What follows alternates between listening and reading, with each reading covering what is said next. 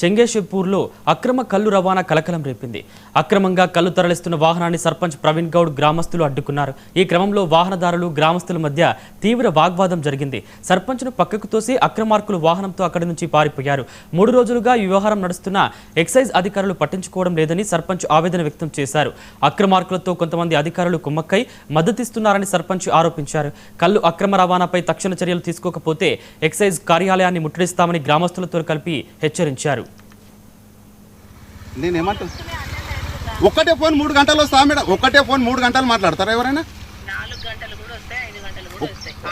ఫోన్లు చేస్తున్నారు, మీటింగ్స్ ఉన్నాయి. ఓకే అంటే ఈడ కళ్ళు దాగి ఎట్లయితే గిట రెస్పాన్స్ లేకుండా మేడం?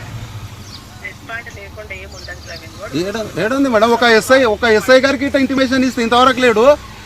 ఎంతవరకు నిజం ఇది? ఎస్ఐకి మీకు నిన్న చెప్పొచ్చుండా మా ఊరికి ఇల్లీగల్ ఉంటే ఆగమేఘాలమైన వచ్చిండు రాత్రిలా.